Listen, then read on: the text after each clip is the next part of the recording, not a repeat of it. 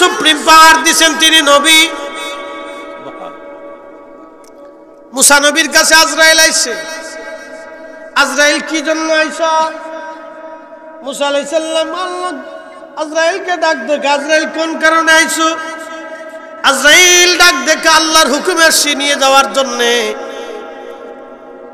আল্লাহর হুকুমে আসছি নিয়ে যাওয়ার জন্য। আজরাইল আলাইহিস সালাম রে মুসা আলাইহিস সালাম একটা ঘুষি মারছে।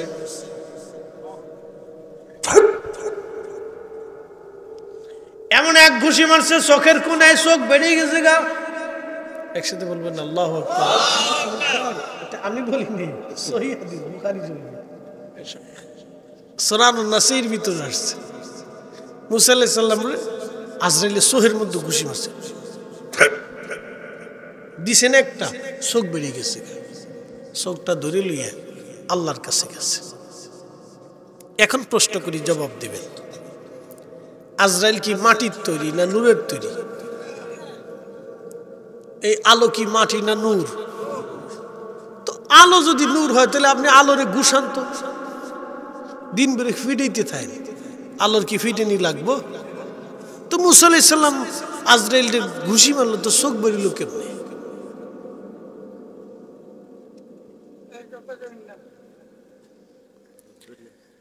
হযরত মুসা নবী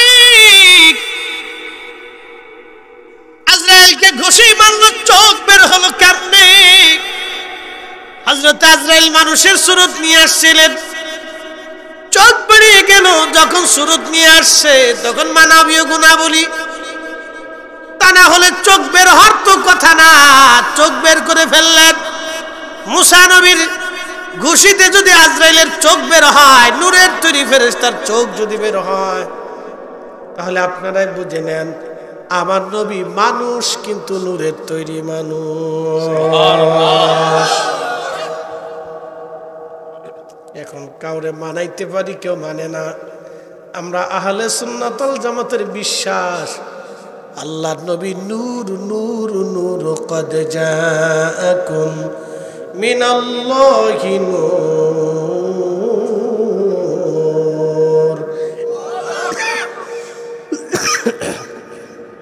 এখন কেউ মানে না। এখন না মানলে কি ফিরিতি আর মুরিদি, এটা জোর করে হয় না। ফিরিতি মুরিদি জোর করে হয় না। কেউ মানলে মানুক, না মানলে না মানুক। হ্যাঁ নবীর উম্মত, খুব মনোযোগ দিবেন। আজরাইলকে ঘুষি মারছে, চোখ বেড়ে গেল। আজরাইল আল্লাহর কাছে যায় বলেন, রাব্বি কার কাছে পাঠাইলা? খুব জালালি আমার ঘুষি মারছে, শোক আমার বের হয়ে গেছে আল্লাহ। আল্লাহ ডাক দিলেন, আজরাইল তুমি আবার মুসা নবীর কাছে যাও, যায় বলবা গরুর উপরে হাত দিতে, হাতের নিচে যত পশম হয়, যত পশম হবে সব পশম তুল্য, এক একটা পশমের বিনিময়ে এক বছর করে আমি আল্লাহ তারা হায়াত দিব। আজরাইল আলাইহিস সালাম এসে বলেন, মুসা গো, গরুর পিঠের উপরে আপনি হাত দেন, যতগুলি পশম আসবে, এই পশম এক একটা পশমের বিনিময়ে এক বছরের হায়াত হবে। মুসা আলাইহিস সালাম ডাক দিয়ে বলতে, আজরাইল তারপরে কি? বলে তারপরেও মৃত্যু। আজরাইল আলাইহিস সালাম কি মুসা আলাইহিস সালাম বলেন, আজরাইল যেহেতু এত বছর পরে মৃত্যু হবেই, তাহলে আর থাকার দরকার নাই, আমি চলে যাব। আজরাইল চলে গেলে হযরত ইব্রাহিম খলিলুল্লাহর কাছে সালাম দেয়া বলতেছে, হুজুর আল্লাহ পাঠাইছে নিয়ে যাওয়ার জন্য, আপনার জান কবজ করব। ইব্রাহিম ডাক দিয়ে বলতেছে, আজরাইল আল্লাহকে যা বলো, কোন বন্ধু কি বন্ধুর জান কবজ করেনি? সুবহানাল্লাহ, ফেস লাগাইছে না? যাই কম, আমি ছাড়া আর তো খলিল নাই, আমি তো তার খলিল। তো খলিল কি খলিলের জান কবজ করে? বন্ধু কি বন্ধুরে মারে নাকি? যাই কম, একসাথে কইবেন আল্লাহু আকবার। আজরাইল চলে গেছে। যা ডাক দে বলে, রাব্বি আপনার খলিল বলেছে বন্ধু কি বন্ধুর জান কবজ করেনি? আল্লাহ ডাক দেখে আজরাইল বন্ধুরে যায় বলো, বন্ধুরে বন্ধু ডাকলে কি বন্ধু না আসেনি? কেস লাগছে না আবার? আল্লাহ সাথে হেকমতুল আর কেউ আছে? এক আর এক কেস দিয়ে দিচ্ছে। জান কি আজরাইল কি খবর? খবর আল্লাহ বলছে বন্ধুরে বন্ধু ডাকলে কি বন্ধু না যায়নি? এবার ইব্রাহিম কয় তাহলে আর দেরি করো না, তাড়াতাড়ি নিয়ে চলো। আমার নবীর কাছে আজরাইল এবং জিবরাইল দুইজন আসছে। আমার রাসূলের কাছে এসে জিবরাইল আলাইহিস সালাম বসলেন, আজরাইলও বসলেন, খুব ধীর স্থির ভাবে আদবের সাথে। বর্তমান যেখানে রওজা শরীফ, এটাই ছিল আমার নবীর হুজরা মোবারক। এইখানে বসে গেলেন। বাম পাশে একটা দরজা, বাবে জিবরাইল, এই দরজা দিয়ে জিবরাইল আলাইহিস সালাম আসতেন। নবীজির খেদমতে দুইজন বসলেন। জিবরাইল সালাম দিয়ে বলেন, ইয়া রাসূলুল্লাহ, আপনার এখানে মনে হয় আমার শেষ আশা, আর কোনোদিন ওহী নিয়ে আপনার দরজায় আর আসার সুযোগ আমার না আর হবে না গো নবীজি। আজ জিবরাইল কি হয়েছে বলো? বলে, ইয়া রাসূলুল্লাহ, আল্লাহ এমন একজনকে আপনার কাছে পাঠাইছে যিনি সন্তানকে এতিম বানান, বাবা মার কল থেকে সন্তান কেড়ে নিয়ে যান। হুজুর, মালাকুল মউত আসছে আপনার সঙ্গে কথা বলতে চায়। নবীজি বললেন, বলো কি কথা বলবে?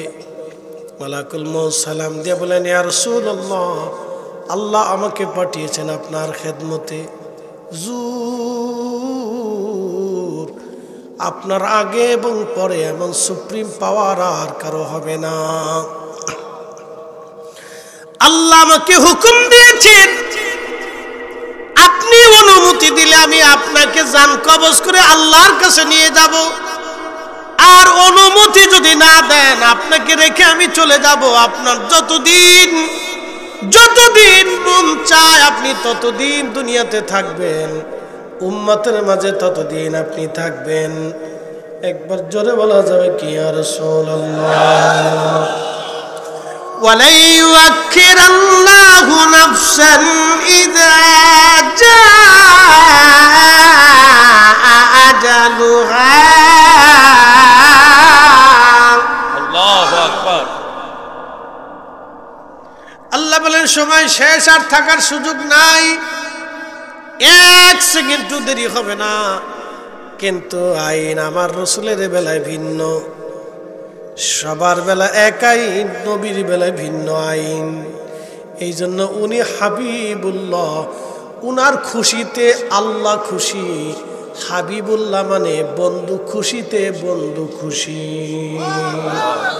না না, একসাথে বলেন, আরো জোরে জোরে জোরে, আল্লাহু আকবার। ইব্রাহিম খলিলুল্লাহ, তিনিও খলিল। খলিল মানেও বন্ধু, হাবিব মানেও বন্ধু। খলিল তাকে বলা হয় যে খলিল আল্লাহকে খুশি করতেন। ইব্রাহিম আল্লাহকে খুশি করতেন, এই জন্য উনি খলিলুল্লাহ। আর আমার নবীকে আল্লাহ খুশি করতেন, এজন্য তিনি হাবিবুল্লাহ। একসাথে বলবেন না সুবহানাল্লাহ? এই জন্য আল্লাহ বলেন, ওয়ালাল আখিরাতু খায়রুন লাকা মিনাল উলা।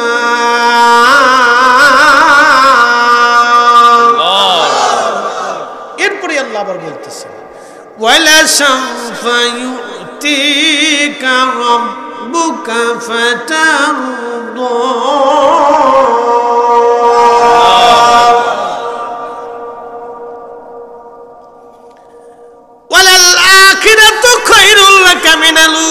হুজুর, আপনার প্রথম থেকে শেষ ভালো হবে। প্রথম থেকে শেষ উত্তম। আরো আপনাকে বলতেছি নবী, অচিরে আমি আপনাকে খুশি করব। এত খুশি, আপনি যা চাবেন আমি তাই দেব, আপনি যা বলবেন আমি আল্লাহ তাই করব। ফেরেশতা সাহাবীরা এসে বলেন, হুজুর, এই আয়াত দিয়ে আল্লাহ কি বুঝাইতে চাইছে? আমার নবী ডাক দেয় বললেন, সাহাবীরা রে, এই আয়াত দিয়ে আল্লাহ বুঝাইতে চায় আমি কিয়ামতের ময়দানে যা চাবো আল্লাহ তাই দিবে। বলে হুজুর আপনি কি চাবেন? বলে সাহাবীরা তোমরা চিন্তা মুক্ত থাকো, কিয়ামতের ময়দানে আমি নবী আমার একটা উম্মত জাহান্নামে থাকা অবস্থায় আমি নবী জান্নাতে যাব না, খুশি হব না। জোরে বলেন মারহাবা। শ্রেষ্ঠ নবী দিলাম রে তরিয়ে নিতে রোজা আসরে, ঠিক কিনা? শ্রেষ্ঠ নবী দিলাম রে তরিয়ে নিতে রোজা আসরে, পথ না ভুলি তাই তো দিলে পাক কুরআনের বাণী, খুদা তোমার মেহেরবানি। সুন্দর ফুল সুন্দর ফল মিঠা নদীর পানি,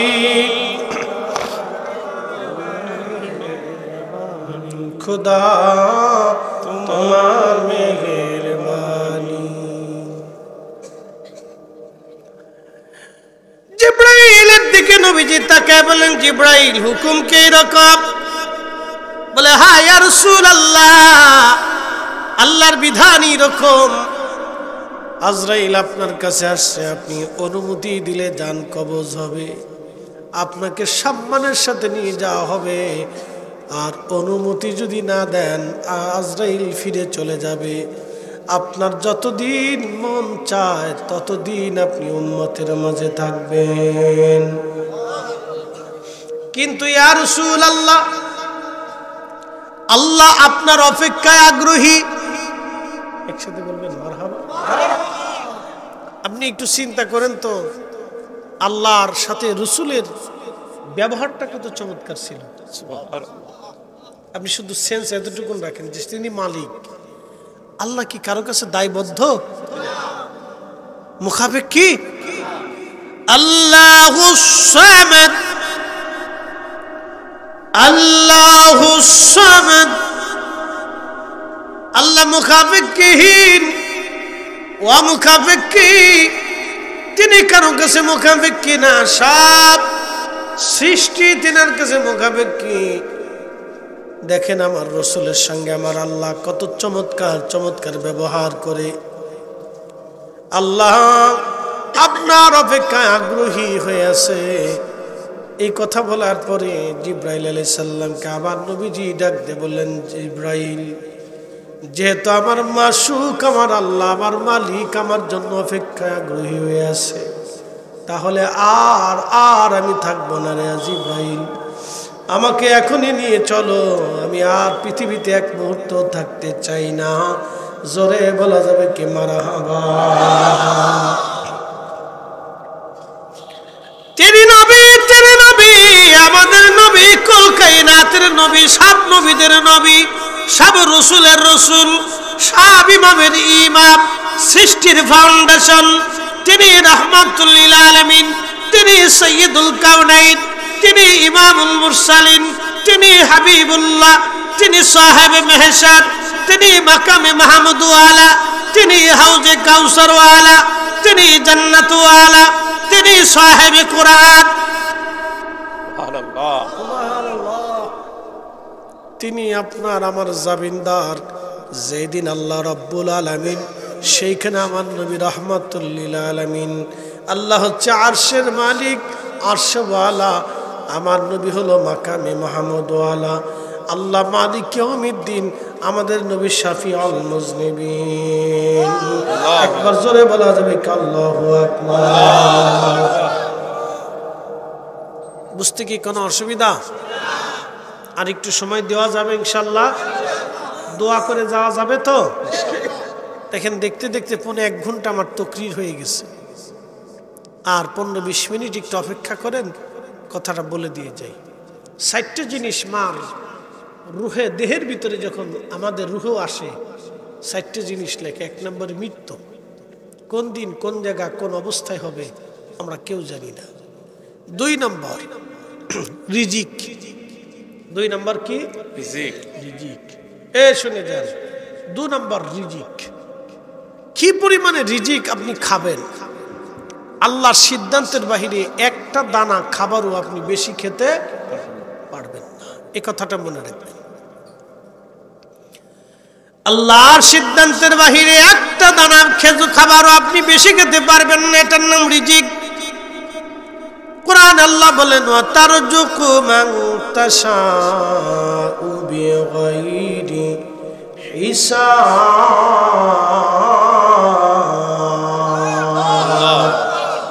আমি যাকে খুশি তাকে অগণিত রিজিকের মালিক বানাই দেই, রিজিকের মালিক বানাই দেই। আমাদের দেশে যারা হাজার হাজার কোটি টাকার মালিক হয়ে গেল, 1 নম্বরই করে হোক আর 2 নম্বরই করে হোক, যারা কোটি কোটি টাকার মালিক হয়ে গেছে, আচ্ছা আপনারা বলেন প্রত্যেক দিন একজন মানুষের কয় সের চাল লাগে? একটু হিসাব করছি, কয় সের লাগে? একজন মানুষ কত সের চালির ভাত খায়? সর্বোচ্চ 1 সের। 1 পোয়া চালির ভাত খাওয়া যায়? মাইরি ফেলছে, তাহলে মাটি কাটা না, ঠিক আছে না? তাইলে মাটি কাটা না, তাও খেতে পারবেন। আমি হাফ কেজি ধরলাম, সারাদিনে হাফ কেজি, হাফ কেজি করে যদি হয় 365 দিনে কত কেজি হলো? 365 দিনে 1 বছর কত কেজি?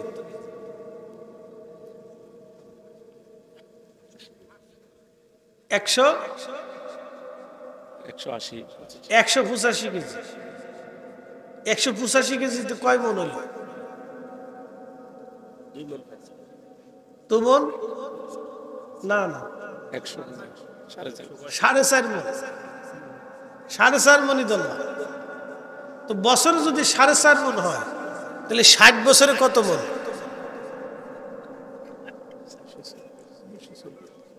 না, 60 বছরে কয় মন? বেশি না তো, 4 মন করেই ধরেন। 4 6 24, 270 মন। হ্যাঁ, হিসাব এসে গেছে। তাহলে সারা জীবনে একজন মানুষ 270 মন খায়। 1 মনের দাম কত বর্তমান বাজারে? 3000। তাহলে 270 দিয়ে 3000 গুণ দেন, হিসাব কষে দিয়ে যাই একটা মানুষের কি পরিমাণ চাল লাগে।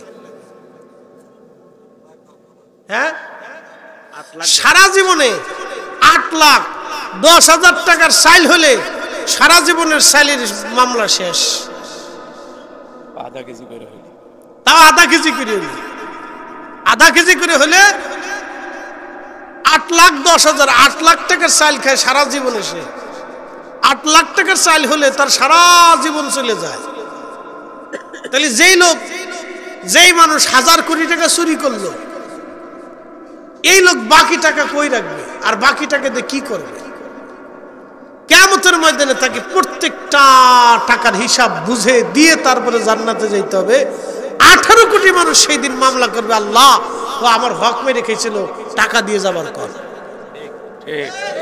জোরে বলেন, কোন রাস্তা নাই, বলে দিয়ে গেলাম।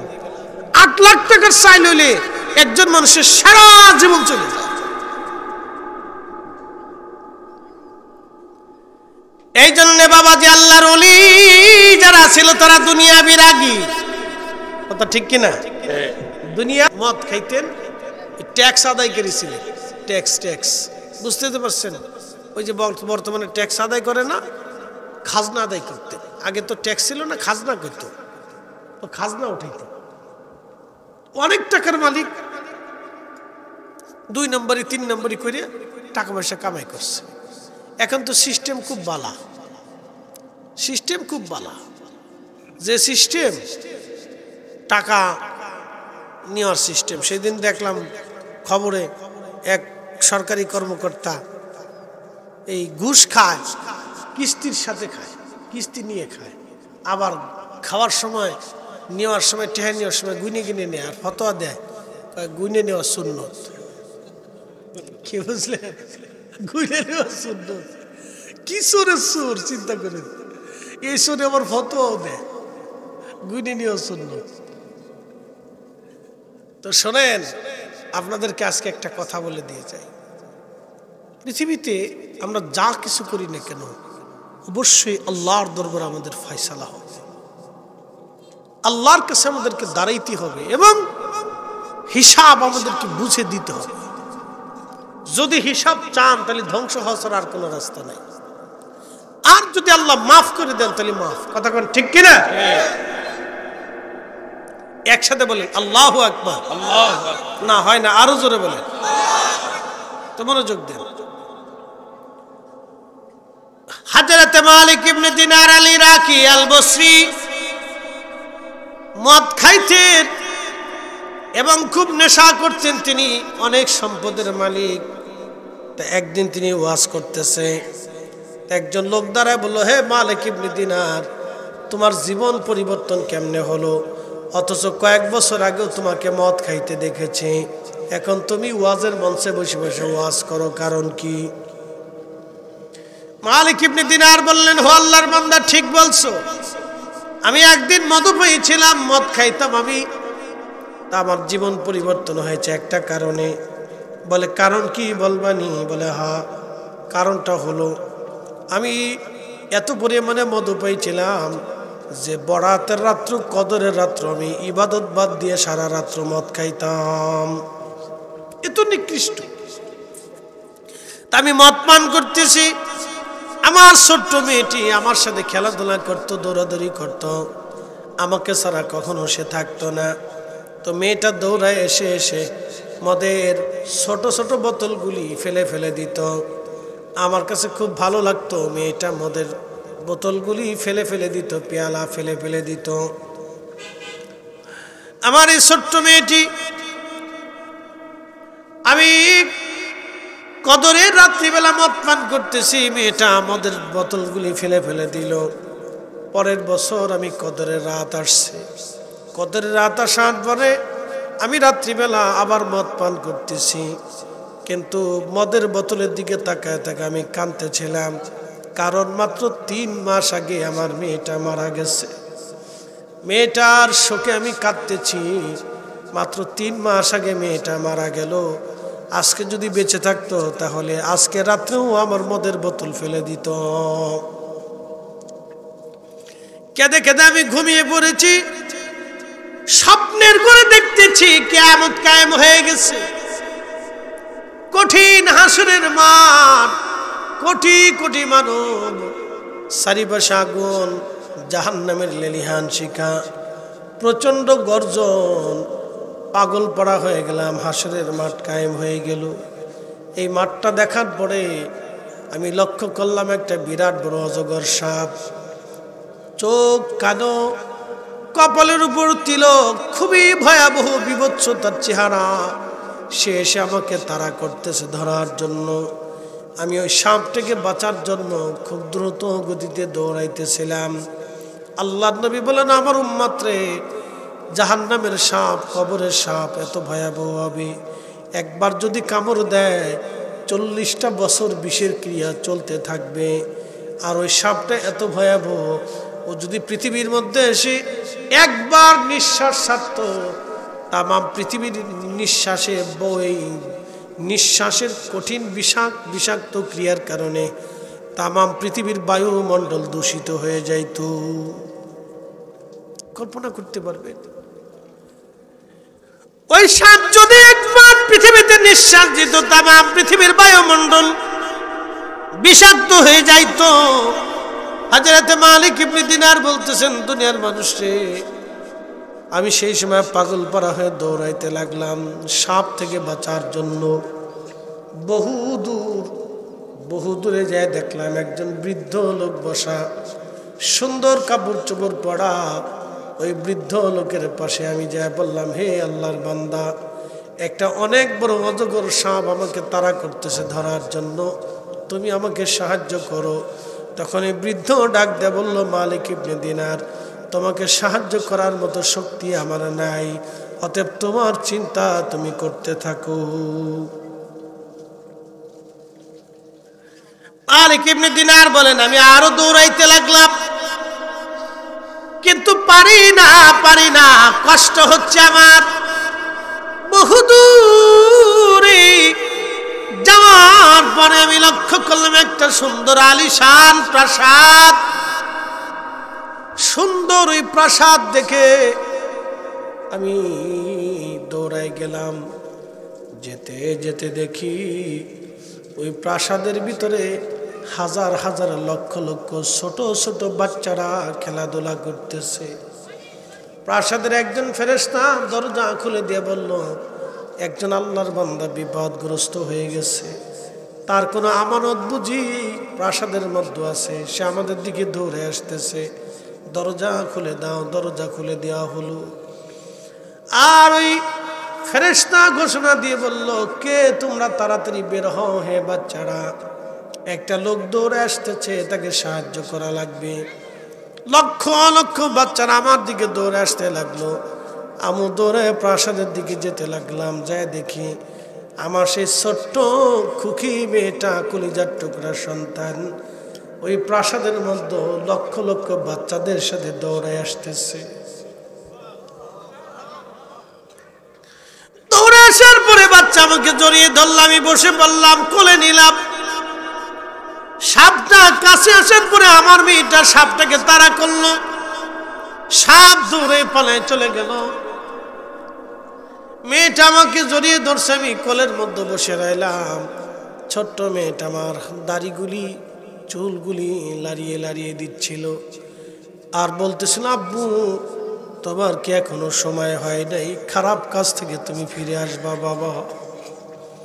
আমি বললাম, মারে আজকে হাসরের মাঠে কঠিন এই বিপদের দিনে ওই সাপটা কি?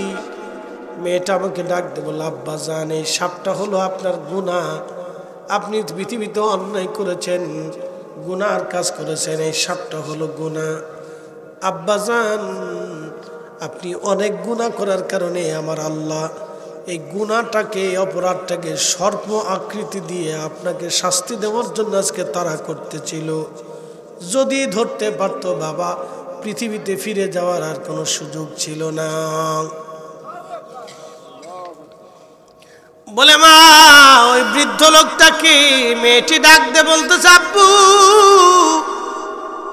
ওই বৃদ্ধ লোকটা হচ্ছে তোমার নেক আমল। তুমি যারে বুড়া বানায় রাখছো, বৃদ্ধ বানায় রাখছো, তোমার তো নেক আমল শক্ত নাই, জন্য লোকটা বৃদ্ধ। আজকে তুমি তার কাছে গেছো, কিন্তু কোনো সাহায্য তোমারে করতে পারে নাই রে বাবা। বলতেছে, মা এই প্রাসাদ কিসের? বলে, এটা জান্নাত। এই প্রাসাদের কারা থাকে? বলে, আব্বা ছোট ছোট কালে, শিশুকালে যে মার কোল খালি করে, বাবার কোল খালি করে যে বাচ্চারা ফিরে আসে, আল্লাহর ডাকে সারা দিয়ে চলে আসে, তাদেরকে আমার আল্লাহ এই জান্নাতের মধ্যে রেখে দেয়। আব্বা জান, কিয়ামতের ময়দানে ছোট ছোট বাচ্চারা বাবা মাকে সুপারিশ করে জান্নাতে নিয়ে চলে যাবে। একসাথে জোরে বলেন আল্লাহু আকবার। মালিক ইবনে দিনার বলতেছিলেন, মা তুমি প্রাসাদের মধ্যে কি করো? বলে, আব্বা জান, আমাকে ইন্তেকাল করার পরে আমার আল্লাহ আমাকে এইখানে দিয়ে দিছেন। আব্বা, আমি যদি আজ ইন্তেকাল না করতাম তাহলে পৃথিবীতে আপনি আর কখনো ফিরে যেতে পারতেন না, ওই সর্পের কবলে আপনাকে রেখে দেওয়া হতো। আব্বা জান, এখনো কি সময় হয় নাই আপনার মেয়েটা দুনিয়ার থেকে চলে আসার কারণে? আজকের কঠিন বিপদ থেকে আল্লাহ আপনাকে বাঁচাই দিয়েছে। আব্বা জান, এখনো কি সময় হয়নি আপনি আল্লাহর দিকে ফিরে যাবেন? এখনো কি সময় হয় না আপনি নামাজে আসবেন? এখনো কি সময় হয় না আপনি জিকির আসবেন বাবা? এখনো কি সময় হয় না আপনি ইবাদতে আসবেন? এখনো কি সময় হয় না আপনি আল্লাহর ফিকিরে বসবেন? বাবা তওবা করে নেন, ভালো হয়ে যান। আব্বা জান, আপনি আর মদ খাবেন না, আপনি আর অন্যায় করবেন না, আল্লাহ থেকে জুদা হবেন না। মেয়েটার এই কথা শোনার পরে মালিক ইবনে দিনের ঘুম ভেঙে গেল। ঘুম ভেঙে যাওয়ার পরে উনি গোসল করলেন, ওযু করলেন, পাকসাপ হইয়া নামাজ পড়িয়া সেজদার মধ্যে পড়ে কাঁদে আর কয়, রব্বি আমি আর জীবনে কোনোদিন খারাপ কাজ করব না। বলে আল্লাহর বান্দা ওই স্বপ্নটা দেখার পরে আমি সমস্ত দুনিয়াবি কাজ ছেড়ে দিয়েছি, আমি সব সম্পদ আল্লাহর রাস্তায় দান করে দিয়ে দিনহীন আল্লাহর মুসাফির হয়ে আমি রাস্তায় বের হয়ে গেছি। এখন আল্লাহ খাওয়াইলে খাই, না হইলে না খেয়ে থাকি। আল্লাহ পাওয়ার জন্য রাস্তায় বের হয়েছি। আমি মালিক ইবনে দিনার দুনিয়া ছেড়ে দিয়েছি, কারণ ওই আখিরাতের নেকের পাল্লা ভারী করতে হবে। সেই জন্য আমি মালিক ইবনে দিনার পরিশ্রম করে যাচ্ছি। আল্লাহর বান্দা তুমি ঠিক দেখেছ, 2 বছর আগে মদ পাইছিলাম, এখন আমি তওবা করে আল্লাহ রাস্তায় ভালো হয়ে গেছি। একবার জোরে বলা যাবে আল্লাহু আকবার। ইন্নাল্লাযীনা আমানু ওয়া কানু ইয়াত্তাকুনা লাহুমুল বুশরা ফিল হায়াতিদ দুনিয়া ওয়া ফিল আখিরাহ। আল্লাহ বলেন নিশ্চয় যারা আমল করবে, ঈমান আনবে এবং নেক আমল করবে, মুত্তাকি হবে, আমার আল্লাহ ডাক দিয়ে বলতেছেন লাহুমুল বুশরা ফিল হায়াতিদ দুনিয়া ওয়া ফিল আখিরাহ। দুনিয়াতেও তাদের জন্য সুসংবাদ, আখিরাতেও তাদের জন্য সুসংবাদ। জিন্দেগি তোর যাইরে ফাঁকি দিয়া রে সোনার জিন্দেগি তোর যায় ফাঁকি দিয়া। ও আদাবুরি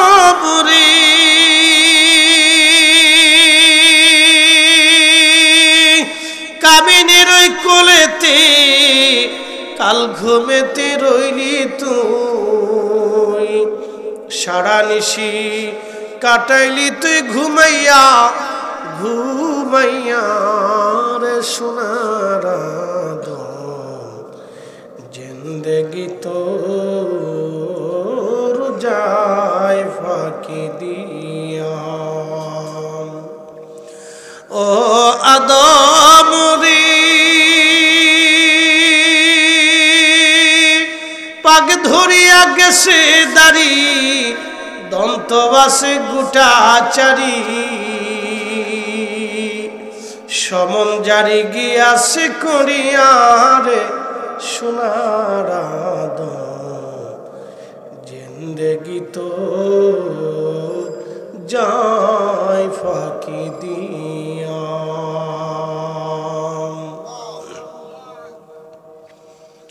হাজিরিন ফিরে আসি আল্লাহর পথে, ফিরে যাব কার কাছে? আল্লাহর কাছে। ফিরে যেহেতু চলে যেতেই হবে, কিছু নিতে হবে। আম জাম কলা কাঁঠাল মিষ্টি দই সোনা দানা টাকা পয়সা, এইগুলি কিছুই নিয়ে যাওয়ার কোনো সুযোগ আমাদের হাতে নাই। নিতে হবে 2টা জিনিস, 1 নম্বর ঈমান, 2 নম্বর আমল। 1 নম্বর ঈমান, 2 নম্বর আমল। 1 নম্বর ঈমান, 2 নম্বর আমল।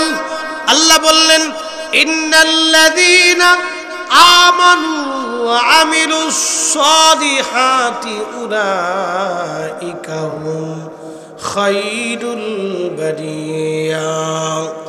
ঈমানে আমলে যারা পাকা, সৃষ্টির মধ্যে তারা সেরা, সৃষ্টির মধ্যে তারা সেরা। একসাথে জোরে বলবেন কি আল্লাহু আকবার। মানুষ মরে যাওয়ার 24 ঘন্টা পরে পায়খানার রাস্তা দিয়ে পোকা বের হয়ে আসে। মানুষ মারা যাওয়ার 24 ঘন্টা পরে পায়খানার রাস্তা দিয়ে পোকা বের হয়ে আসে। ওই পোকা তামাম শরীরে ছড়িয়ে যায়, ছড়িয়ে যে এই পোকাটা মানব শরীরে ছড়াইয়া দুর্গন্ধ ছড়াইতে থাকে। এই প্রচণ্ড দুর্গন্ধে মানুষ কাছে যেতে পারে না, সবাই পাগল পারা হয়ে যায়। তাড়াতাড়ি করে খাটিয়ায় করে নামাও, কবরে দিয়ে দাও গোসল করাইয়া, যত তাড়াতাড়ি সম্ভব আপনাকে আমাকে কবরে নামাবে। 24 ঘন্টায় মানুষের শরীর পচে যায় না, মূলত 24 ঘন্টার ভিতরে পায়খানা রাস্তা দিয়ে পোকা বের হয়। যদি আল্লাহর বান্দা কামিল হয় তাহলে পোকা আসবে না। একসাথে বলবেন আল্লাহু আকবার। যদি আল্লাহর বান্দা কামিল হয় পোকা আসবে না, শরীর পচবে না, নষ্ট হবে না। যদি আল্লাহর নবী কবুল করে নেয় তাহলে সে জান্নাতি জান্নাতি জান্নাতি। একবার জোরে বলা যাবে কি মারহাবা, জান্নাতি জান্নাতি জান্নাতি জান্নাতি। আল্লাহ এই সমস্ত বান্দাদেরকে কোরআনে ডাক দিলেন, ইয়া আইয়াতুহান নাফসুল মুতমাইন্না তুরজিই ইলা রাব্বিকি রাদিয়াতাম মারদিয়া। হে নফসে মুতমাইন্না, তুমি আসো, আমি আল্লাহর দিকে আসো, আমি আল্লাহ সন্তুষ্টির দিকে চলে আসো, আমি আল্লাহ তোমার উপরে খুশি। আসো, আমি আল্লাহ তোমার উপরে খুশি, তুমি আসো। ফাদখুলি ফি ইবাদি ওয়াদখুলি জান্নাতি। আমার ইবাদত গুজার বান্দা, আমার ওলি, আমার বন্ধু, আমার সন্তুষ্ট প্রাপ্ত বান্দাগুলি যে জান্নাতের মধ্যে, তুমি সেই জান্নাতে চলে আসো। এই জন্য কারো কারো কবর আল কবরু রওজাতুম মিন রিয়াজিল জান্নাহ, কারো কারো কবর আল্লাহ জান্নাতের বাগান বানিয়ে দেয়। না না, জোরে বলেন আল্লাহু আকবার। কারো কারো কবর আল্লাহ কি করে দেয়? জান্নাতের বাগান বানায় দেয়। আমাদের দেশে এক দল আছে, আমিন আছে না ভাই? আছে। আমাদের দেশের যেটা আরবেরটা বলতেছিল, আরবেও কিন্তু মক্কাতে আমিন, মদিনাতে আমিন, একসাথে সবাই পড়তেছে। আর হানাফি যারা তারা পড়ে না, মালিকেরও পড়ে না, অনেকে পড়ে না, কিন্তু শাফিঈ মাযহাবের যারা তারা জোরে আমিন বলে, আমিন। বাংলাদেশে যারা আছে একদল, এরা বলে কি জানেন নি? এদের একটা বদ আকীদা আছে, চরম বদ আকীদা তাদের, মারাত্মক বদ আকীদা তাদের। তারা বলে মুহাম্মাদের কবর, মুহাম্মদ সাল্লাল্লাহু আলাইহি সাল্লামের কবর কবরই বলা লাগবে, রওজা বলা হারাম। নবীর কবরকে রওজা বলা যাবে না, রওজা বলা যাবে না। আমার রসুলের কবরকে যারা রওজা মানে না, আমরা মনে করি তারা মুসলমানই হতে পারে না, ঠিক না? এগুলি ইহুদিদের দালাল। আচ্ছা বলেন, কোরআন শরীফ মিথ্যা হবে? চেঞ্জ হবে? পরিবর্তন সংযোজন বিয়োজন কোন সুযোগ আছে? রব বলেছেন, ফাদখুলি ফি ইবাদি ওয়াদখুলি জান্নাতি। আল্লাহু আকবার। আরে নবীর উপরে ঈমান আনার কারণে উম্মতের কবর যদি রওজা হয়, আল কবরু রওজাতুম মিন রিয়াজিল জান্নাহ। ইমাম বুখারী ইন্তেকাল করছে, 16 বছর তার কবর থেকে বেহেশতের ঘ্রাণ আসছে। সুবহানাল্লাহ। তার কবরের মাটি পর্যন্ত ঘ্রাণ হয়ে গেল। 16 বছর পর্যন্ত তার কবরের মাটি পর্যন্ত ঘ্রাণ হয়ে গেল। তো মানুষ ওই মাটি নিয়ে যেত, সুঘ্রাণ তো মাটি নিয়ে যেত। তো মাটির ভিতরে বরকত ছিল, বিভিন্ন বরকতের আশায় নিলে বরকত আল্লাহ দিত, কারণ একটা বরকতময় মাটি তো, বেহেশতের ঘ্রাণ, মাটি পর্যন্ত ঘ্রাণ হয়ে গেছে। আপনি বুঝতে পারছেন তাহলে কি দামি মাটি, ঘ্রাণ হয়ে গেছে। তো মাটি নিতে নিতে নিতে নিতে নিতে নিতে নিতে নিতে নিতে বহু মাটি 16 বছরে চলে গেছে। তো এক আল্লাহর ওলি একদিন জিয়ারতে এসে দেখে সর্বনাশ, এইভাবে মাটি নিলে তো কবরই থাকতো না। তো ওই সময় দাঁড়ায় বলতেছে, রাব্বি, আপনি যদি এইভাবে সুঘ্রাণ বাহ্যিকভাবে রেখে দেন তাহলে মানুষ মাটি নিতে নিতে শেষ করে ফেলবে। আল্লাহ, আপনি সুঘ্রাণ বন্ধ করে দেন। ওই দিন থেকে আল্লাহ সুঘ্রাণ বন্ধ করে দিলেন। আচ্ছা বলেন, বুখারী দামি না নবী দামি? নবী। জোরে বলেন। নবী। বুখারী দামি না সাহাবীরা দামি? জোরে বলেন। সাহাবী। ভয় নেই, ভয় নেই, জোরে বলেন। কোটি কোটি ইমাম বুখারীকে যদি এক পাল্লায় দেন, আর হযরত আবু বকরের জুতা আর এক পাল্লায় দিল, ওই জুতার ওজনের সমান হবে না, ঠিক কি না?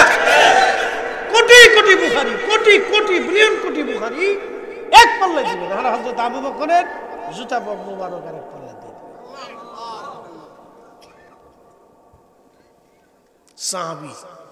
সাহাবী রাসূল, এই উম্মতের সর্বশ্রেষ্ঠ ব্যক্তি সিদ্দিক আকবর। নবী নিজে তাকে সিদ্দিক বলেছেন, সত্যবাদী বলেছেন। উহুদে পাহাড়ের উপর রাসূল বসছেন, সহিহ বুখারী হাদিস। তো পাহাড় কাঁপতেছে, আল্লাহর নবী পাহাড়ের উপরে তাই পা মুবারকের পিছনের অংশ দিয়ে আঘাত করলেন, আঘাত করে বললেন, হে পাহাড় থামো, উহুদ থামো, তোমার উপরে একজন নবী, একজন সিদ্দিক, দুইজন শহীদ উপস্থিত। আল্লাহর নবী নিজে, আবু বকর, ওমর, উসমান, মারহাবা বলবেন না? ওমরও শহীদ হইছে, ওসমানও শহীদ হইছে। হযরত আবু বকর সিদ্দিক, তোমার উপরে একজন নবী, নবী মানে আমার নবী, আর একজন সিদ্দিক, আর একজন, দুইজন শহীদ। রাসূল যা বলছেন তাই ঠিক, দুইজন শহীদ হয়ে গেল, একজন সিদ্দিক রয়ে গেল। কোটি কোটি বুখারী এক পাল্লায় দিলে, ওনাদের জুতা মুবারকের এক পাল্লায় দিলে জুতার ওজনের সমান হবে না, কিন্তু ইমাম বুখারীর কবরকে আল্লাহ রওজা বানাই দিল। আর ইমাম বুখারী নবীর হাদিসের খেদমত করার জন্য যদি তার কবর থেকে আল্লাহ রওজা বানায় দেয়, তাহলে যার হাদিসের খেদমত করলো তার কবর কি পরিমাণে দামি হতে পারে। রওজা রওজা রওজা যারা মানবে না তারা সব কয়টা বেআকিদা, তারা সব কয়টাই নাফরমান। কথা বলেন ঠিক কিনা? ওই যে বলছিলাম অনেক ধর্ম আছে, ধর্মের বিশ্বাস আছে, মনে আছে না আপনাদের? এবারে বিশ্বাসে চলে যাই। তাহলে যারা বুকে হাত বেঁধে নামাজ পড়ে তাদের বিশ্বাস মুহাম্মদ সাল্লাল্লাহু আলাইহি সাল্লামের কবর, কবর বলতে হবে, রওজা বলা যাবে না। তাহলে আপনি কি মনে করেন ওর পিছনে নামাজ পড়ার সুযোগ আছে না? যতদূর পারেন পড়বেন, অসুবিধা নাই, বিরাট নেকের কাজ হবে, বহুত ফায়দা হবে, চিন্তার কোনো কারণ নেই, বহুত ফায়দা হবে, পড়তে থাকবেন। আমার দেশের কিছু যুবকরা বুঝে সুঝে না, মনে করছে একবারে বিরাট বড় বুজুর্গ। শোনেন, আপনারা বুঝে পা বাড়াবেন। এদের আকীদা আবার আরেকটা বদ আকীদা আছে। মুহাম্মদ সাল্লাল্লাহু আলাইহি সাল্লামের আব্বা আম্মা দুইজন কাফের। যারা বলেন তারা জাহান্নামী, নাউযুবিল্লাহ। খালি কাফের বানায়নি, জাহান্নামেও পাঠাই দিচ্ছে। কি ভাবতেছেন আপনারা? আমরা বললে বলবো যে সব বেদাতি। কি কয়? বেদাতি। মাজার পূজারি, কবর পূজারি বেদাতি। ওরা দিনের কি বুঝে, ধর্মের কি বুঝে, আমরা ধর্মকর্ম বুঝি না, সব ওনরা বুঝে। ওনরা বুঝতে বুঝতে শেষ পর্যন্ত নবীর আব্বা আম্মারে জাহান্নামে পাঠাইছে। আউযুবিল্লাহ। এরপরে কারে পাঠাইবো আল্লাহ জানে। কি কথা ঠিক কি না? বুঝতে বুঝতে কোন পর্যন্ত গেছে। আজাজিলও যেটা চিন্তা করে না, শয়তান আজাজিলও এত বড় চিন্তা করে নাই কোনোদিন। আজাজিল জানে যে আল্লাহর দপ্তরে বিয়াদবি করছি, ওখান থেকে আল্লাহ দুনিয়া ফাটাইছি, এখন যদি রসুলের দরবারে করি তাহলে পিঠের চামড়া থাকবে না। কি কথা কান না কা?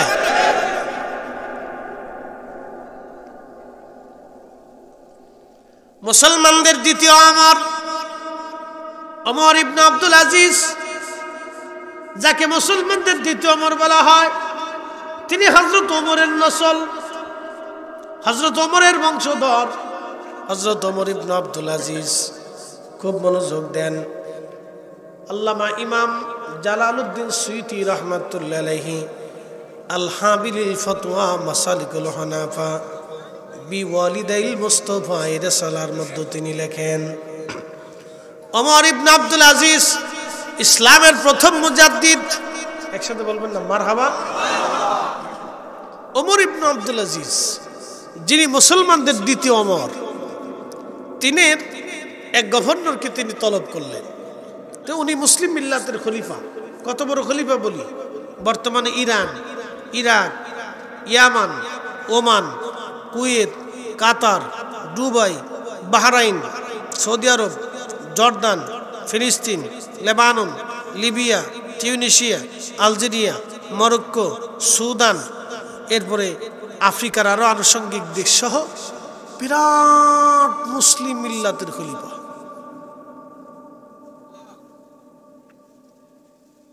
বাংলাদেশের 400-500 দেশের সমান একটা দেশের খলিফা। তো ওনার কাছে এক গভর্নর আসছে, তলব করলেন। গভর্নরকে জিজ্ঞেস করলেন, গভর্নর, মুসলমানদের একটা গুরুত্বপূর্ণ পদে তুমি একজন কাফেরকে কি করে দায়িত্ব দাও?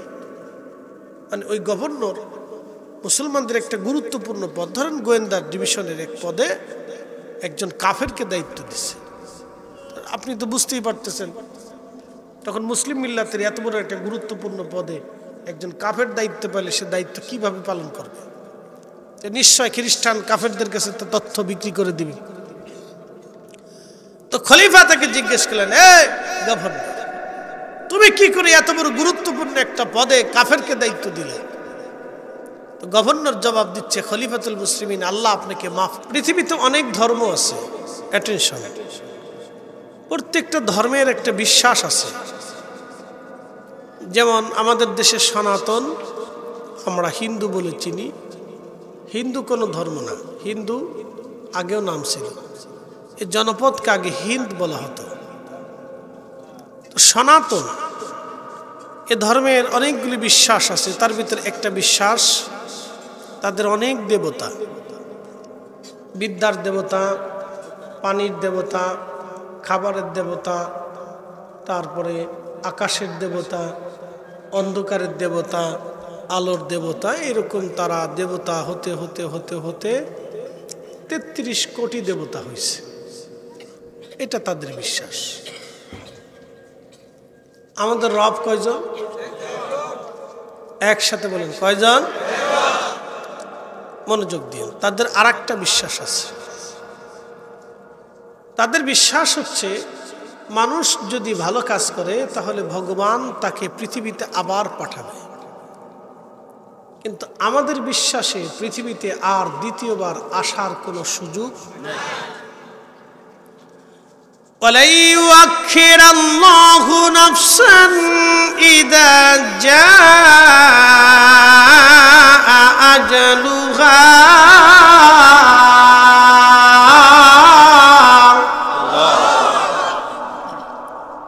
হে মানুষ, হায়াত শেষ হলে পৃথিবীতে থাকার সুযোগ।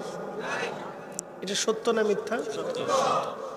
দেখেন, আমি কোনো ধর্ম নিয়ে কটাক্ষ করছি না, তাদের বিশ্বাসের কথা এবং আমাদের বিশ্বাসের কথা আমি তুলে ধরতেছি।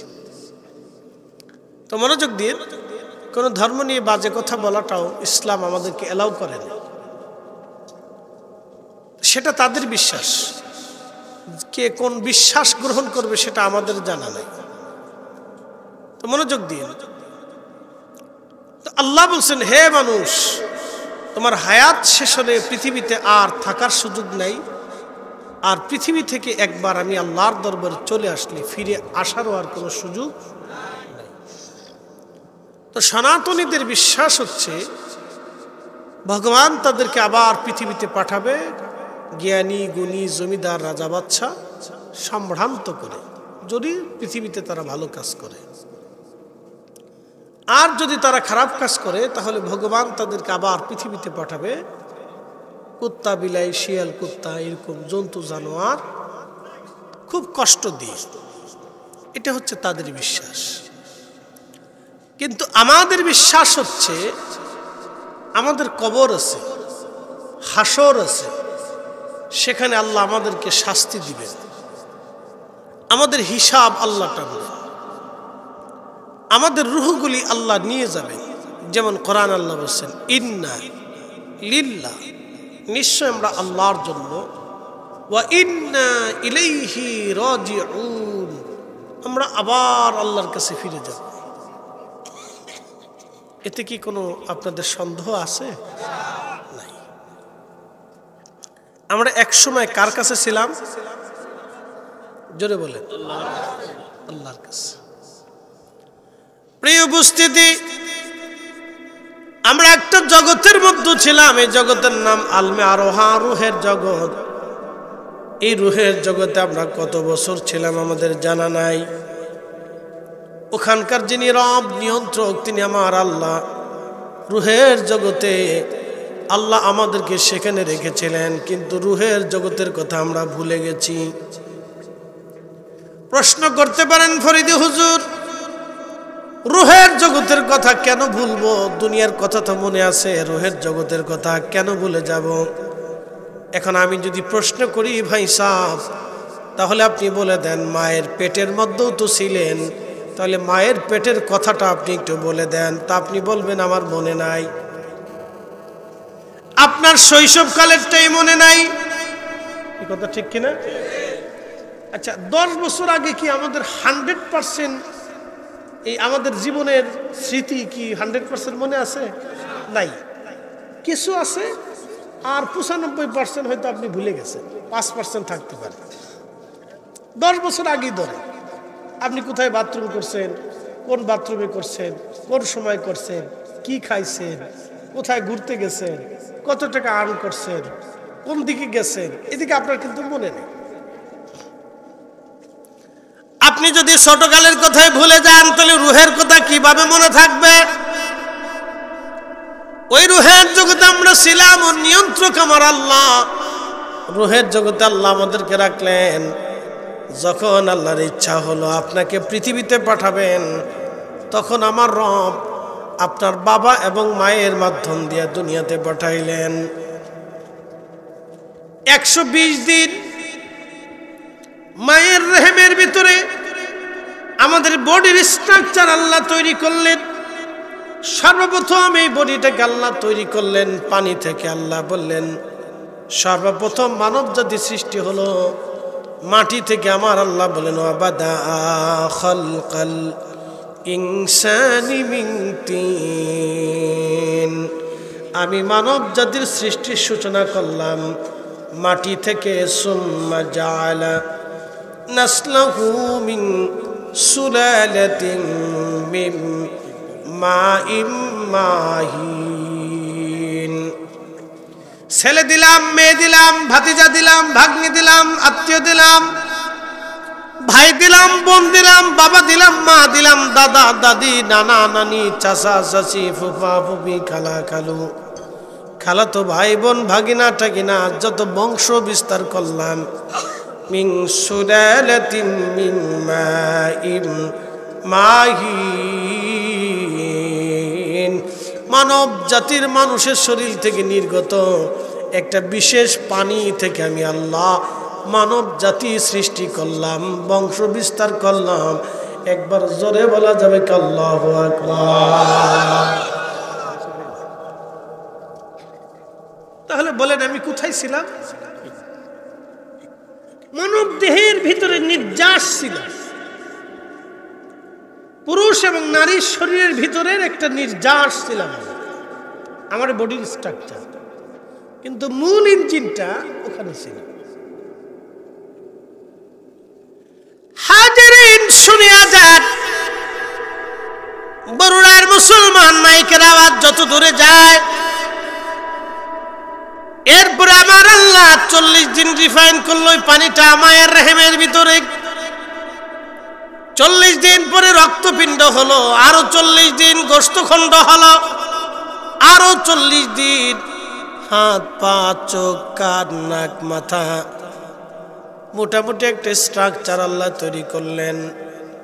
এরপরে আল্লাহর নবী বললেন 120 দিনের মাথায় আমার আল্লাহ জিব্রাইলের মাধ্যমে আপনার বডির মধ্যে আমার আল্লাহ রুহু ফুকায় দিলেন মায়ের পেটে। আসতে হয়ে গেল না, জোরে বলে। তখন আপনি মায়ের পেটের মধ্যে অস্তিত্ব পাইলেন, কেবলমাত্র লড়াচড়া হয়।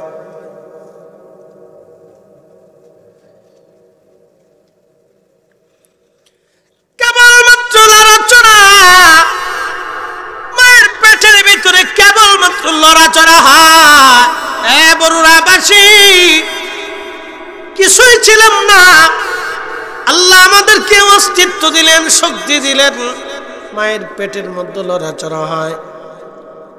তখনই যখন আল্লাহ রুহু ফুকায় দেন দেহের ভিতরে, আবার যে আল্লাহ রুহু ফুকায় দিয়েছেন সে আল্লাহ কিন্তু রুহুটাকে নিয়ে চলে যাবেন, ঠিক কিনা? খাসার ভিতর চিন পাখি কেমনে আসে যা,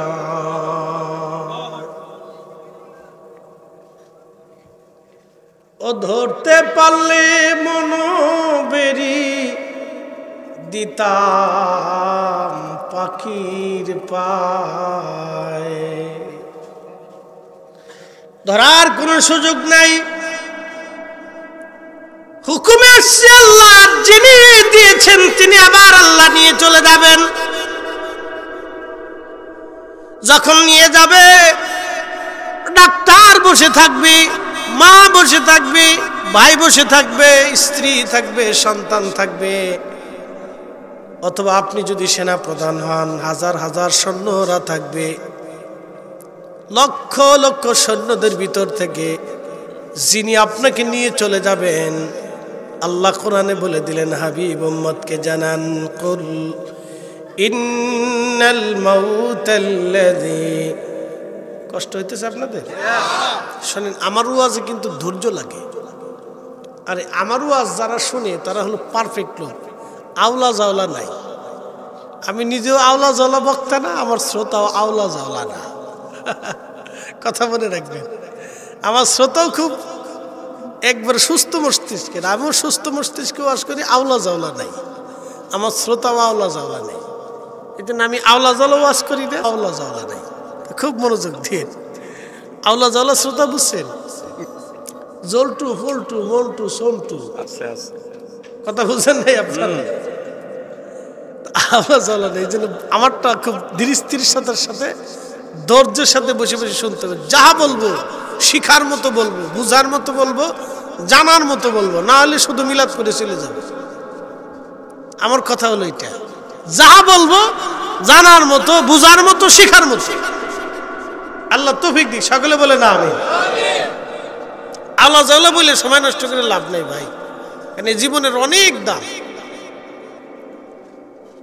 তো খুব মনোযোগ দিয়ে রব্বুল আলামিন ডাক দিয়ে বলেন, কুল ইন্নাল মাউতাল্লাযী তাফিরুনা মিনহু ফাইন্নাহু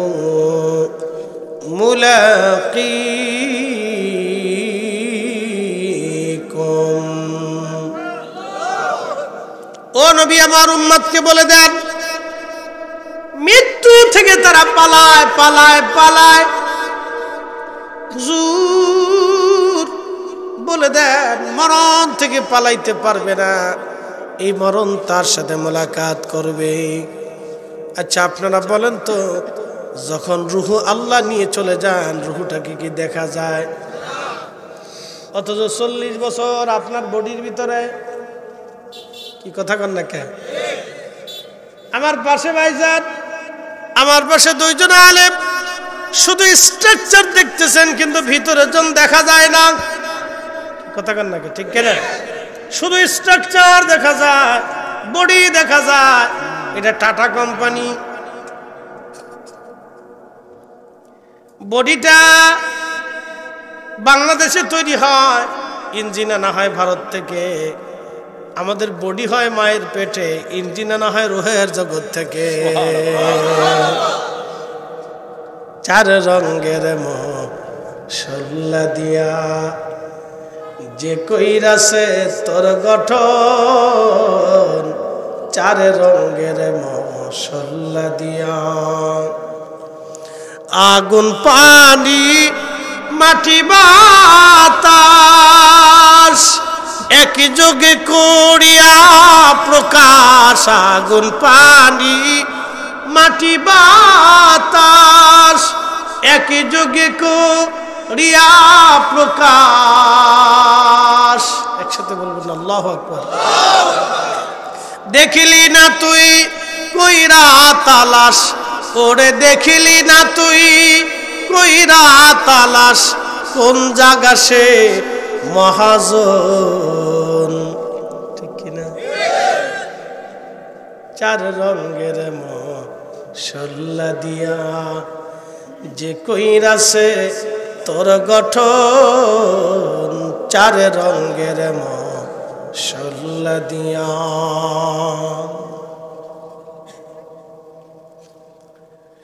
আজ পর্যন্ত রূহ দেখা গেল না, কিন্তু নিয়ে যখন যায়, নিয়ে চলে গেল, যিনি নিলেন তিনি মালাকুল মউত, তাকেও দেখা গেল না, ঠিক কিনা?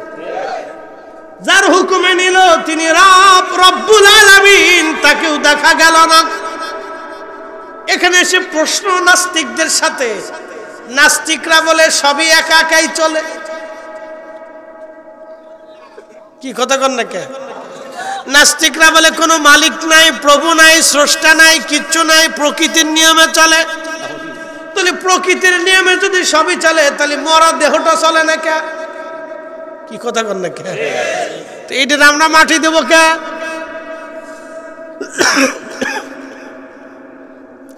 নাস্তিকরা কোথায় ভুলের মধ্যে আছে দেখে যান। নাস্তিকরা বলে সবই প্রকৃতির নিয়মে চলে। প্রকৃতির নিয়মে যদি সব চলে, তাহলে মানুষের মরা দেহটা চলে না কেন? বলে দিয়ে যা, মানুষের মরা দেহটা তাহলে চলে না কেন? আমার রব 1450 বছর আগে কোরআনে যা যা বলেছে তাই ঠিক, আমার রাসূল যা বলেছে তাই ঠিক। সাদাকাল্লাহুল মাওলানাল আযীম ওয়া সাদাকা রাসূলুহুন নবিয়ুল হাবিবুল কারীম। আল্লাহ সত্য বলে, নবী সত্য বলে, আল্লাহ সত্য বলে, নবী সত্য বলে। আল্লাহ সত্যবাদী, নবী সত্যবাদী, আল্লাহ সত্যবাদী, নবী সত্যবাদী। একবার জোরে বলা যাবে কি মারহাবা? মারহাবা। নারে তাকবীর, নারে রিসালাত, নারে গাউসিয়া, আহলে সুন্নাত ওয়াল জামাত, আল্লামা ফরিদি সাহেব।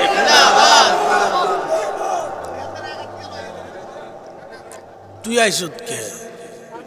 তুমি আইসুত কে? লক্ষ্মীপুর তাই পড়ছ? আর হ্যাঁ ঠিক আছে, বসো বসো। তুমি কি লক্ষ্মীপুরে থাও না বট গাছের মাথায় থাও? কই থাও? মুরিদ কোন জায়গা? কেবল করে উজানি এখনকার জনপুরি, এরপরে কবা যে কোন পুরি আল্লাহ জানে, শেষে কবা কেরামত পুরি। হ্যাঁ তুমি দিন ইসলাম, তাই ঠিক আছে। তাহলে চুপচাপ বসে থাকতে হবে। হ্যাঁ, দিন ইসলাম কথা কয় না, দিন ইসলাম বই থাকতে হবে। তো খুব মনোযোগ দিয়ে, একই মানুষ আমাদের জন্য পরীক্ষা। প্রশ্ন করতে পারেন ফরিদি হুজুর, ওরে আল্লাহ কেন এইভাবে করলো? আমি তার জবাব দিব, আল্লাহ যে রব, আল্লাহ যে সর্বশ্রেষ্ঠ শক্তির মালিক, তার বাস্তব প্রমাণ সেই। ইচ্ছা করলে আমাদের যে কাউকে ওর মতো বানিয়ে দিতে পারে, এনি টাইম, এনি সময়, যে কোনো মুহূর্তে, এক সেকেন্ডের ভিতরে।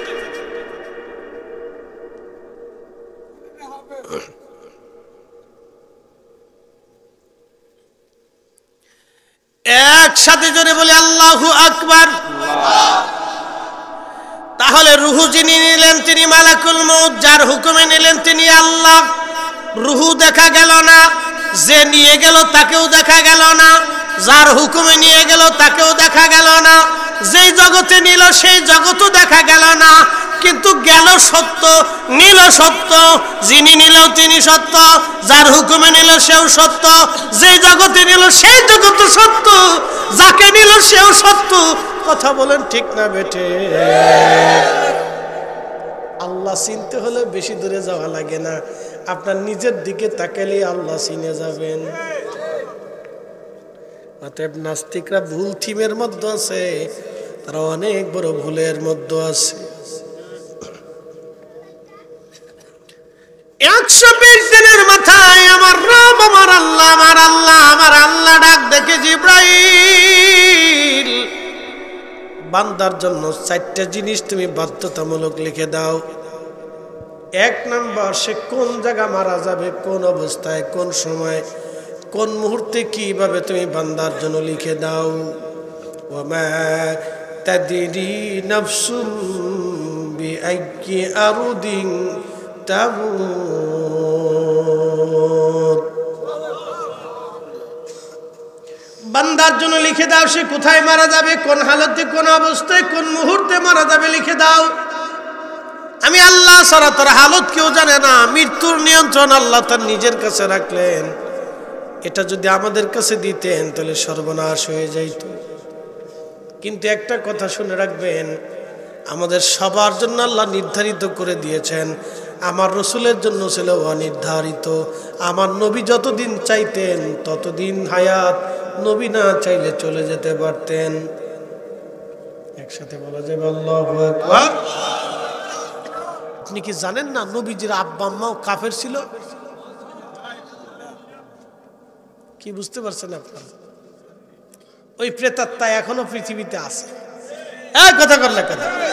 তখনও ছিল, এখনো কিয়ামত পর্যন্ত। ও না থাকলে তো আমরা হক বাতিল বুঝতাম না। কথা ঠিক কিনা? ও আছে বিধে আমরা হক বাতিল বুঝি।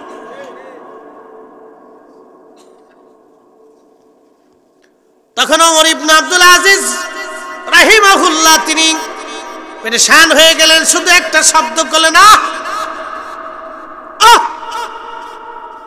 কি বললি? তোর জিভ যদি কেটে ফেলতাম, তোর হাত যদি কেটে ফেলতাম, তোর পা যদি কেটে ফেলতাম।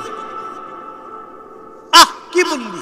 তোর হাত যদি কাটতাম, পা যদি কাটতাম, জিভ যদি কাটতাম। দুরহানা ফরমান, মুসলমানের কোন গভর্নরি পদে তোকে রাখাই যাবে না। একসাথে বলা যাবে না আল্লাহু আকবার। তাহলে আপনি কি বুঝতেছেন? যদি ওমর ইবনে আব্দুল আজিজ আজকে পৃথিবীতে বেঁচে থাকতো তাহলে এরকম বহু মৌলবীর জিব্বা চলে যেত। তাদের বিশ্বাস দেখছেন আপনি? এটা বিশ্বাস। এটার নাম কি? এই বিশ্বাসের উপরে তারা এখনো সালাত আদায় করে।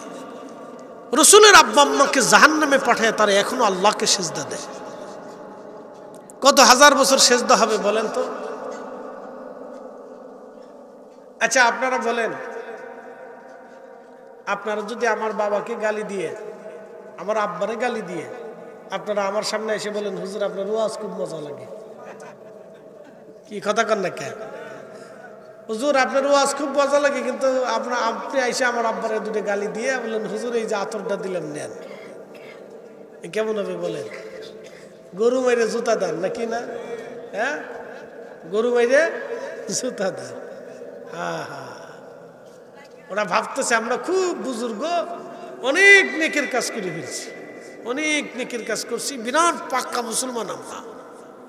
ও নিজের ইমান নষ্ট করতেছে, আরো 10 জনের ইমান নষ্ট করতেছে। কথা বলেন ঠিক কিনা? এই সমস্ত বাতিল থেকে আমাদেরকে অনেক দূরে থাকতে হবে। আগুন থেকে যেভাবে দূরে থাকতে হয়, এই সমস্ত বাতিল থেকে আমাদেরকে দূরে থাকতে হবে। ঠিক কিনা বলেন?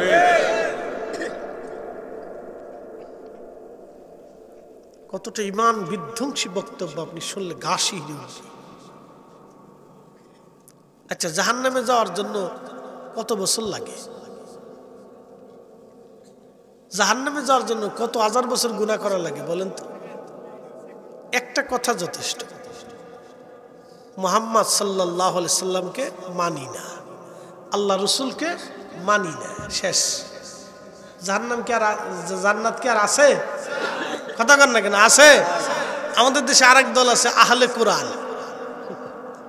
আমরা কোরআন মানি কিন্তু আল্লাহ রসুলের হাদিস মানি না। যারা রসুল মানে না তারা কি আর মুসলমান থাকে? ইয়া আইয়ুহাল্লাযীনা আমানু আমিনু আমানু আমিনু ইয়া আইয়ুহাল্লাযীনা আমানু আমিনু বিল্লাহি ওয়া রাসূলি। হে ঈমানদার, আমি আল্লাহ মানার পরে আমার রসুল মানো। ইমানদার ইমান আনো, ইমানদার ইমান আনো আমি আল্লাহর উপরে, ইমান আনো আমার রসুলের উপরে। আমি আল্লাহর উপরে যেমনে ইমান আনবা আমার রসুলের উপরে অমনে ইমান আনবা। আল্লাহু আকবার। নবী না মানলে ইমান আছে, হাদিস অস্বীকার করলে আর মুসলমান থাকে, কিন্তু বেচারা খুব জিকিরে ফিকিরে ইবাদতে আছে, দাড়িও লম্বা, সেজদার জায়গা চিহ্ন কালা হয়ে গেছে, বাপ রে বাপ, পাক্কা ইমানদার, নামাজও খুব ভক মতো বলতেছে, হাদিস মানে না, নবীর হাদিস মানে না, আমার রাসূলের জবানের কথা যারা মানে না, আমরা তাদেরকে মুসলমান মনে করতে পারি না। হাত উঁচু করে বলেন ঠিক না ঠিক? খ্রিস্টানদের আকীদা হচ্ছে, বিশ্বাস হচ্ছে আল্লাহ আছে। কি আছে? আল্লাহর বউ আছে। কি মনে হয় আপনাদের কাছে? আবার ফুলাফানো হইছে, নাউজুবিল্লাহ। তাদের বক্তব্য আল্লাহর স্ত্রী আছে, তাহলে স্ত্রীর সাথে আল্লাহ মিলন করছে, নাউজুবিল্লাহ। মিলন করার পরে হেতার আবার পেটে অন্তঃসত্ত্বাও হয়েছে, আবার বাচ্চাও হয়েছে। তারপরে তারা কাকে বলে জানেন? হযরত ঈসা আলাইহিস সালামের মা মারিয়ামকে আল্লাহর স্ত্রী হিসেবে মানে, নাউজুবিল্লাহ। আর ঈসা আলাইহিস সালামকে আল্লাহর ছেলে হিসেবে মানে। তখনই আল্লাহ বলে দিলেন, লাম ইয়ালিদ ওয়া লাম ইউলাদ ওয়া লাম ইয়াকুন লাহু কুফুয়ান আহাদ। আল্লাহ। লাম ইয়ালিদ ওয়া লাম ইউলাদ ওয়া লাম ইয়াকুন লাহু কুফুয়ান আহাদ। জুর, আপনি বলে দেন আমি আল্লাহ জন্ম নেই না, জন্ম দেই না, আমি আল্লাহর স্ত্রী নাই, সন্তান নাই, পুত্র নাই, কারণ আমি আল্লাহ নিজে স্রষ্টা। আচ্ছা, যিনি সৃষ্টি করেন তার আবার বউ লাগবে কে? কি কথা কান না কেন? যৌবন সৃষ্টি করছে কে? পেটে সন্তান আসবে, এই সব পদ্ধতি সৃষ্টি কে করছে? একটা নির্দিষ্ট টাইম আসবে, জরায়ু হবে, তারপরে আরো কত পদ্ধতি আছে, আছে না? সন্তান আসবে, ব্যথা করবে, সাথে আরো রক্ত আসবে, আরো কত কিছু, মহিলাদের যে সংক্রান্তগুলি থাকে এগুলো তো আমরা আর অত কিছু জানি না, তো ডাক্তাররা, গাইনি ডাক্তাররা ভালো করে বুঝবে। তো নারী সংক্রান্ত যে কাজগুলি আছে, আল্লাহ তো এগুলি নিজে সৃষ্টি করছেন, তার আবার ফুলার দরকার কি? তার আবার মিলনের দরকার কি? তো নিজেই ওই যৌবন আল্লাহ নিজেই সৃষ্টি করছে, তার আবার ওটার দরকার কি? নিজে তো স্রষ্টা, স্রষ্টার আবার বউয়ের দরকার কি, ফুলাফানের দরকার কি? সব মানুষই তো তার সৃষ্টি, সব মাখলুকই তার সৃষ্টি। ঠিক আছে, ঠিক আছে নাকি না? এই হচ্ছে কিছু ভ্রান্ত আকীদা। আমাদের দেশে আর এক দল আকীদা আছে, যারা বুকে হাত বেঁধে নামাজ পড়ে, তাদের আর একটা বিশ্বাস আছে। শোনেন, বিশ্বাস হলো সবচেয়ে বড় জিনিস, বলে দিয়ে যাই। তাদের একটা বিশ্বাস আছে, বলে কি বিশ্বাস? তারা বিশ্বাস করে আল্লাহ নিরাকার, আল্লাহ আকার। আর আহলে সুন্নাত ওয়াল জামাতের বিশ্বাস হচ্ছে আল্লাহ নিরাকার। একসাথে বলবেন আল্লাহু আকবার। আচ্ছা, আপনাদেরকে বলি, আল্লাহর এই পৃথিবীতে যাহা কিছু আছে, আকাশ দৈর্ঘ্যপ্রস্থ আছে না নাই? নক্ষত্র দৈর্ঘ্যপ্রস্থ আছে না নাই? আছে। তারও কিন্তু দৈর্ঘ্যপ্রস্থ আছে, সীমানা আছে, জায়গা দখল করে আছে। বাতাস, যদিও এটা দেখা যায় না, কিন্তু বাতাস এটাকে ধরা যায় কিনা? ওজন আছে কিনা? আছে, বাতাসেরও ওজন আছে। এই যে আলো, এই আলোটা দেখা যায় কিনা? দেখা যায়, এই আলো দেখা যায়। এই আলোর একটা গতি আছে। বলেন, এই আলোর গতি সৃষ্টি করছে কে? 1 সেকেন্ডে 1,86,000 মাইল দূরে এই আলো চলে যায়। এই আলোর গতি যিনি সৃষ্টি করছেন তিনি কে? আল্লাহ। তাহলে আল্লাহ গতি থেকে মুক্ত, গতি থেকে মুক্ত। তো খুব মনোযোগ দিয়ে, এই যে আমার হাতে আপনারা পেয়ালা দেখেন, এটা দৈর্ঘ্যপ্রস্থ আছে কিনা? ব্যাসার্ধ আছে কিনা? ওজন দখল করে আছে কিনা? আছে। তাহলে এই পেয়ালাটা কি আকার না নিরাকার? জোরে বলেন। আল্লাহ ব্যতীত সৃষ্টির মধ্যে যাহা আছে সব আকার, একমাত্র আল্লাহই হচ্ছে নিরাকার। তাহলে এখন বলেন, আল্লাহকে কেউ আকার মনে করে যদি সেজদা দেয়, তাহলে কত হাজার বছর সেজদা দিলে নামাজ হবে বলেন? এই জন্য আপনারা বুঝে সুঝে পা বাড়াবেন, বুঝে সুঝে পা বাড়াবেন। বিরাট বড় শায়েখ দেখে পাগল হয়ে যায় না। কারণ একটা কথা সারা জীবন মনে রাখবেন, আহলে সুন্নাত ওয়াল জামাতের আকীদা ছাড়া কোনো মা ওলির জন্ম দিতে পারে নাই। ঠিক। আপনি দেখান সারা পৃথিবীতে মাটি খুঁজে হলে দেখান আমাকে, আহলে সুন্নাত ওয়াল জামাত ছাড়া, এই আকীদা ছাড়া কোনো মা ওলির জন্ম দিছে সারা দুনিয়াতে আমাকে দেখাই দেন। যদি দেখান তাহলে আমি আপনারটা মেনে নিব, আর যদি না দেখাইতে পারেন তাহলে আসেন, আহলে সুন্নাত ওয়াল জামাতটাই ঠিক। মানুষ কম হয় আর বেশি হয় ওতে সাথে কিছু যায় আসে না, কারণ আমাদের এই জামাতেই ওলি এসেছে, এই আকীদাতেই খাজা বাবা আজমেরি, এই আকীদায় হযরত মুজাদ্দিদ আল ফিসানি, এই আকীদায় হযরত শাহ সুফি হযরত শাহজালাল ইয়ামানি মুজাররিদি, এই আকীদায় ফতেহ আলী রসুলের নামা, এই আকীদায় হযরত আলা হযরত, এই আকীদার ভিতরেই হযরত বাহাউদ্দিন নকশবন্দ বুখারী, এই আকীদার ভিতরে কুতুবউদ্দিন কাকি, নিজামউদ্দিন আউলিয়া, যত ওলি আসছে, ইমাম আজম, ইমাম শাফি, ইমাম আহমদ ইবনে হাম্বল, ইমাম মালিক, ইমামুল আজম আবু হানিফা থেকে শুরু করে বড় বড় ইমাম মুহাদ্দিস আইম্মা ইকরাম, উলামা, ফুদালা, নুজাবা, নুকাবা সব এই আকীদার ভিতরে। অতএব আহলে সুন্নাত ওয়াল জামাতের বাহিরে যা আছে সব বেদাতি ভণ্ড, বেদাতি ভণ্ড। কথা বলেন ঠিক না? ঠিক। ধুইরে এগুলোর নাম বলা ঠিক না, এগুলো হলো অপদার্থ। একটা কথা মনে রাখবেন, কিছু অপদার্থের নাম বললেও এটা ভুল হয়। যারা সত্য ত্যাগ করে ভ্রান্ত পথের দিকে চলে যায় তাদের নাম না বলাই ভালো। এগুলি বইলে আজরে প্রচার করে কোনো লাভ নাই, এগুলি এমনি ফুসে যাবে। কি কথা কন না, ঠিক না? এগুলি এমনি ফুসে যাইব গা, এটা এমনি ফুসে যাইব গা, এটা রিজেক্টেড মাল, এটা চলে গেছে গা, গোডাউনে যাইব গা, ফসা মাল। এগুলো দিয়ে আপনার শোনেন, আহলে সুন্নাত ওয়াল জামাতে কে থাকবে না থাকবে না এটা দিয়ে আহলে সুন্নাত ওয়াল জামাত চলে না। এটা রাসূলের জামাত, সাহাবা ইকরামের জামাত, আউলিয়া ইকরামের জামাত, শাহজালালের জামাত, খাজা বাবা আজমিরের জামাত, হুজুর গাউসে পাকের জামাত। কথা বলেন ঠিক না বেটা? কে থাকবে থাকবে না এটা দিয়ে আহলে সুন্নাত ওয়াল জামাত চলে না, বরং আমরা আহলে সুন্নাত ওয়াল জামাত দিয়ে চলি। আমাদেরকে দিয়ে আহলে সুন্নাত ওয়াল জামাত চলে না, আমরা আহলে সুন্নাত ওয়াল জামাত দিয়ে চলি। তুই আজেরে বাজেরে কোনটা থাকলো না থাকলো ছাতা দেখার সময় আমাদের নাই।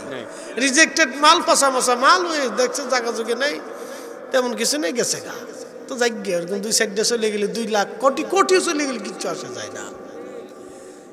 এই জামাতে যারা থাকবে তারা ওলি হবে, ওলির এই জামাতে ছিল। আল্লাহ আমাদেরকে জামাতে থাকার তৌফিক দিক বলেন আমিন। আসেন কিছু সময় আল্লাহ জিকির করে ইসমে জাত